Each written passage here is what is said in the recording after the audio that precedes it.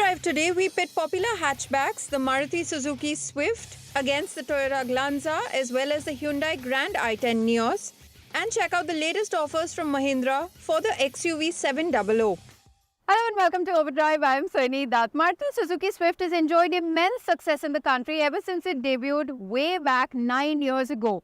And given it's now in its 4th generation, this new model has also been the second best-selling model in the country. Now let's find out what makes it tick compared to its rivals. This new Swift has almost immediately become the second best-selling car in the country. So what makes it click when most of the other 10 bestsellers in India happen to be SUVs? And do you really need to look at an alternative like the Hyundai Grand i10 Nios? Or does paying a small premium for something larger like the Toyota Glanza make sense? Now the Swift is the newest car here and it really does show as soon as you step inside. And that's mainly down to how it's designed. But this really quite smart, modern look to it, which the other two don't quite match up to. And you notice that with this sort of silver band in the middle, just the layered sort of effect to the dash, the different textures that you have here, and even the more modern, more sort of slim horizontal theme that you find in so many cars, that's been repeated here with the air vents and just the general arrangement of all the controls. Having said that, what isn't quite as nice is how it's finished. I mean, this all black cabin, it really does make this space look dark and the most compact here, even though it actually isn't. This is where the Glanza or the Baleno makes sense. Its angular dash theme is still smart, and while the plastics aren't all too different, there's more in the way of satin and gloss black finishes to uplift the space. Adding to the sense are the well-placed soft surfaces on the doors and center armrest. This armrest is also one of the few small but effective touches that further add to the premium feel. The telescopic steering adjustment and head-up display being the others. But having said that, this is still a Maruti Suzuki, so some things are always right. For example, the controls, they fall to hand easily. Everything is within reach. The dials, they're really quite crisp and easy to read. And just the way everything is arranged, it does make you feel very close to the car. In a surprising turn, the Glanza and Swift also offer a better infotainment package. The 9.1-inch touchscreen in these cars is larger than the 8-inch one in the Hyundai. It also happens to be more fluid and has sharper displays, making for a more cohesive experience. The Hyundai does have physical controls, but wireless Android Auto Apple CarPlay is a big boon in the Maruti Suzuki cars. All three give you analog gauges, but the ones in the Swift and Glanza again do it better with the clean, smart style and larger fonts. So then why would you want the Nios just in terms of its interior? Well, to start with, you realize immediately that it feels quite bright and vibrant and airy inside because of the color scheme that Hyundai has used, this grey and this sort of off-whitish theme. It really does add to the sense of space, even though this really is the narrowest cabin here and you sit really quite close to your passenger here. The Nios claws back ground with its practicality. You have 3 charge ports on the front, unlike the quite inconvenient single Type A port on the Swift and Glanza, aside from the wireless charging that all 3 offer. It also has good-sized door pockets, although the Swift is quite hampered at the rear in this aspect. The Glanza's wider cabin helps its case in this regard, especially in the central tunnel. Now, one of the reasons, and this might possibly be the biggest reason for you to move up a segment over the Swift or the Nios, would be the added space that you get here. Now, in that regard, the Glanza really does, or even the Baleno really does deliver. You have 70 mm more wheelbase than either the Swift or the Nios, and that really shows. I mean, there's a massive amount of knee room for me compared to the other two, of course. So even if you are close to 6 feet tall, you will be comfortable here, which is something you can't say of the Nios and Swift. And for adults, this is a much more comfortable space. Of course, considering that this car is also wider, 3 people abreast will be the most comfortable here.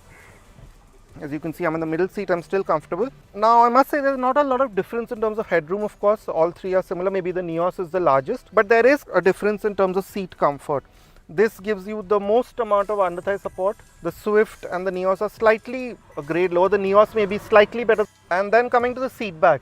Now again, in the Nios, it's a bit too flat. The cushioning is a bit too firm for long distance comfort, which the two Marutis do better. In the Glanza, I think one miss, considering it's from a segment higher, is that you don't get a center armrest. Now the Swift and Nios are dimensionally very similar, but in the back seat you do notice that you are a bit more cramped in the Hyundai. Mainly because this seat is sort of a bit closer to you, just don't have enough leg room.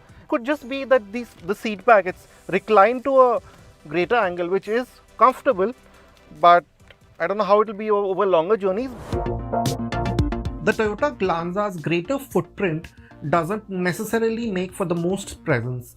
It's 130mm longer and 20mm wider, while also being 20mm shorter, but the Swift grabs more eyeballs. It's that iconic look that Maruti Suzuki has nurtured quite well. The new one is a good step forward with the clamshell bonnet and the more simplified front with the wide grille. The Baleno has always been the more grown-up foil to the Swift, and despite some of the added flash that you get with this Toyota version, that thought still sticks. So the flatter bodywork and the simpler roofline and lighting has a degree of sophistication to it, but it's not something that will get you a lot of attention. The Hyundai Grand i10 Nios has been around the longest of the three here, although it did go through a minor facelift last year. It's no taller than the Swift, but the narrow tracks lended that Hyundai tall roof sense. It's got a touch more finesse to its detailing than the Maruti's, with the flashier grille arrangements and the texturing around the more conservative glass area. But it's somehow missing the draw of the Swift, and we don't like that fog lamps have been deleted with this update. Now you will more often than not use these cars as regular city commuters, but that doesn't mean that you won't be doing road trips in these, and for that you will need some degree of space right in the boot.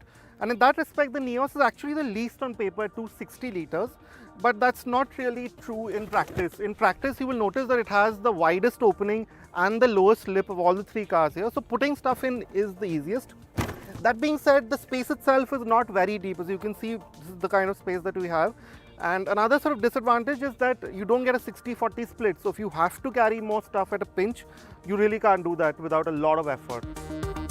Now the new Swift only has about 5 litres more than the Nios at 265 litres, but you will notice that putting stuff in is a bit more of a hassle. You have to lift it slightly higher, and the lip is a bit deeper here. But you will notice that even though it's 5 litres more only, there is a lot more space here for you to put small packs or whatever else that you might want to carry aside from your usual bags.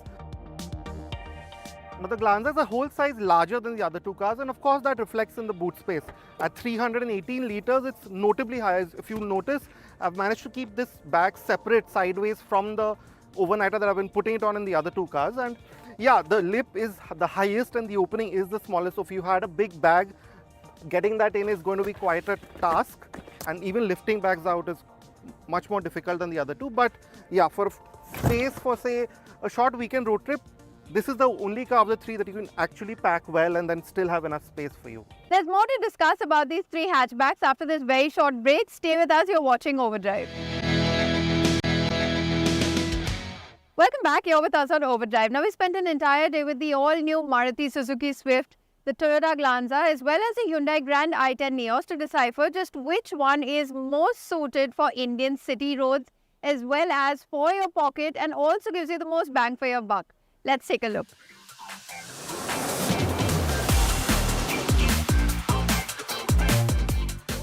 Now this is the Swift, so it's not surprising that this also feels the sportiest when you first get into it.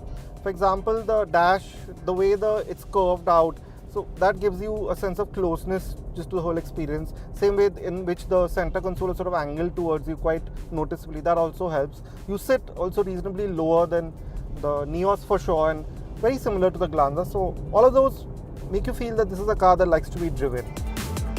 But of course, the big change with this generation of the Swift is that new Z series engine. And yeah, on paper, there is a distinct disadvantage to the Glanza, the older K series that it replaces.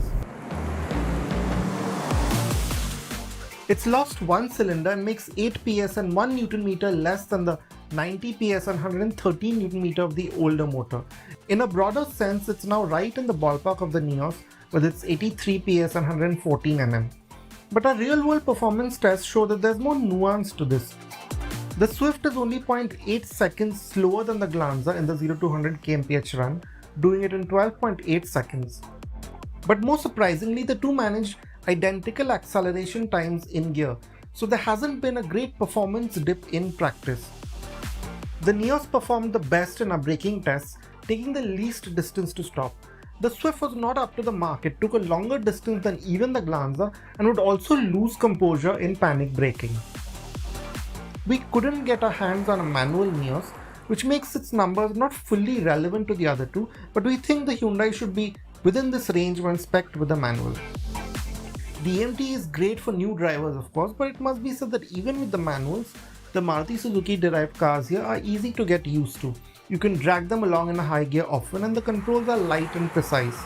The clutch doesn't take too much effort and the gear shifts feel the same with their well-judged throws and precise action. But I must say that the Swift, compared to the other two engines here, really does feel the peppiest of the line. So when highway driving, the Glanza is the easiest to extract performance out of. But does this still justify an entirely new engine? One of the main draws seems to be the astounding efficiency. We managed over 25.7 kmpl on the highway in the Swift, a notable improvement over the Glanza. There are similar improvements in the city numbers. The Swift managed 19.2 kmpl here, while the Glanza did 17.9. The Glanza is only 10 kgs heavier than the Swift, so the gains have come largely from the engine. Now, as has always been the norm, the Hyundai is some way behind with its 14.2 kmpl city and 20.1 kmpl highway figures. Now the Swift may have that boy racer-ish image of being a great driver's car, but I must say that in this comparison, I find that the Glanza seems to find a better balance between all things considered. The Glanza's longer wheelbase and steering that still has some trouble recentering means it doesn't quite have the fizz of the Swift, but it does have a more secure overall sense to it. So it's still poised around bends but feels quite a bit more planted than the other two on a high-speed cruise. The larger and wider wheels are a factor. The other two don't quite handle wavy tarmac as well, making for slightly more tiring long-distance driving. Now as for the Nios, it wasn't the sharpest handler ever, and that continues as it's a great city car, I must say, with its dimensions and with a quite light steering. It's probably the easiest to maneuver in traffic, which is great. But you never quite feel as connected to it as you do in either of these Marutis or Toyotas. Now these new generation of Maruti Suzukis, at lower speeds, it feels the more polished of all the three cars here. And yeah, as long as the road is fine, that sense continues pretty much unchanged, which is great for the same price or maybe even lesser. You're getting a car that feels more premium. But I must say that when the road does become worse, you do feel the bumps a bit more, and especially the bigger bumps, they seem to thud through. All three of them actually do a good job. The Glanza more often than the Nios. The Nios is noisier more often.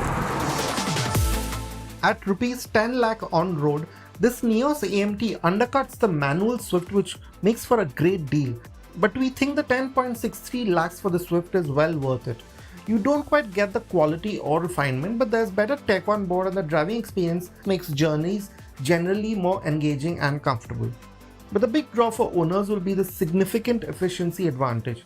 You will make up the added upfront cost over the course of your ownership cycle. But we think the Glanza is the most complete package. Yes, you can choose the Swift, but push your budget a bit more to rupees 11.63 lakh, and this jump makes its value felt. It's a genuine family car, has some great headlining features, and drives more maturely in a greater number of real-life scenarios.